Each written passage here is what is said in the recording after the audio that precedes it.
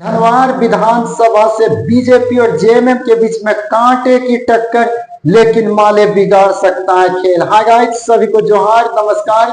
धनवार विधानसभा का exit poll ने बिल्कुल लोगों को चौंका दिया है, लेकिन समय कम रहने की वजह से अभी भी जीत का सुनिश्चित किसी की ओर नहीं है। लेकिन सबसे अधिक अगर जीत की सुनिश्चित करे तो वो बीजेपी अपने आप को सेफ मान रहे हैं। लेकिन सबसे पहले मैं आपको बता देना चाहता हूं, धनवार विधानसभा के चुनाव में इस बार कांटे का टक्कर की मुकाबला जेएमएम के निजामुद्दीन अंसारी जी, बीजेपी से बाबूलाल मरांडी जी और माले से राजकुमार यादव जी के बीच में तीनों ने अपने तरीके से जबरदस्त तरीके से वोट लिए। लेकिन जीत का सुनहरा किन के हाथ में लगेगा, वो 24 घंटा से भी कम समय बच गया, आपके पास रिजल्ट बिल्कुल सटीक होगा। लेकिन धनवार विधानसभा की बात किया जाए तो कहीं ना कहीं सर्वे के अनुसार बीजेपी कहीं ना कहीं आगे चला है, लेकिन ये सटीक नहीं लोग मान रहे हैं।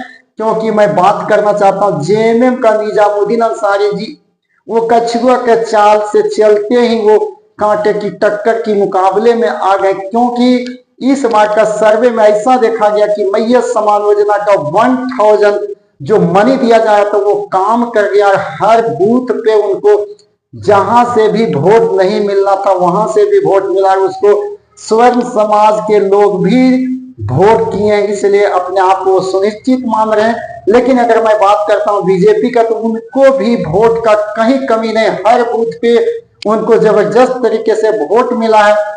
वैसे बूथ पे उनको वोट मिला जहां उनको आशा भी नहीं था, तो इसलिए बीजेपी भी सुनिश्चित है। लेकिन बात करते हैं जेएमएम का, तो जेएमएम को भी वोट में कमी नहीं। अगर बात किया जाए माले से राजकुमार यादव का, तो वो भी जबरदस्त तरीके से इस बार वोट लाए। लेकिन धनवार विधानसभा से 3 प्रखंड आता है, धनवार प्रखंड, तीसरी प्रखंड और गांव प्रखंड, तो तीनों में आपको सटीक रिपोर्ट अगर देखा जाए तो कहीं ना कहीं तीनों एक दूसरे के बीच में कांटे की टक्कर है।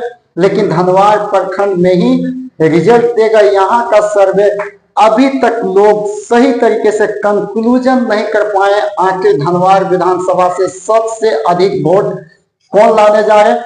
तो धनवार विधानसभा का सबसे पहले मैं बात करना चाहता हूं गांवा प्रखंड। तो गांवा प्रखंड से इस बार राजकुमार यादव कड़ी टक्कर में दिखाई दे रहे हैं। वो वहां माले से राजकुमार यादव, बीजेपी से बाबूलाल मरांडी जी और निजामुद्दीन अंसारी, जेएमएम से कहीं ना कहीं वहां बाबूलाल मरांडी और जेएमएम के निजामुद्दीन को पछाड़ के वो सर्वे में सबसे आगे चल रहे हैं।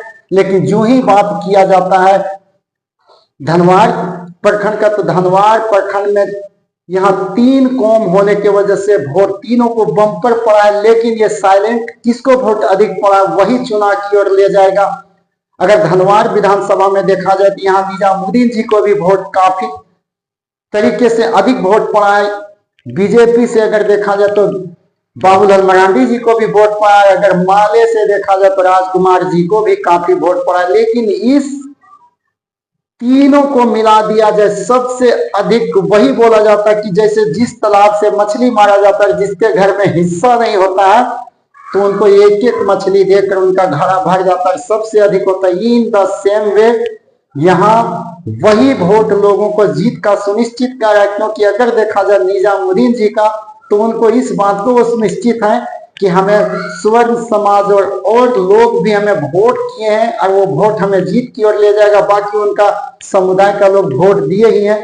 इन द सेम में बाबूलाल मरांडी जी को कहीं ना कहीं, जैसे हम लोग देहात का भाषा में बोलते हैं कि पचपौनिया समाज का वोट आया, वैसे उनको बम्पर वोट पड़ा है और हर बूथ पे कहीं ना कहीं दूसरा समाज का भी वोट दिया, इसलिए उनका जीत सुनिश्चित है। इन द सेम वे माले भी इसी तरीके से अपना लेके चले। लेकिन धनवार का एग्जिट पोल में अगर देखा जाए तो कहीं ना कहीं रिजल्ट जो है सो कम में ही होगा, जिनका भी होगा, लेकिन अधिक से अधिक सुनिश्चित यहाँ से बीजेपी ही दिख रहा है। लेकिन क्या होगा वो समय ही बताएगा।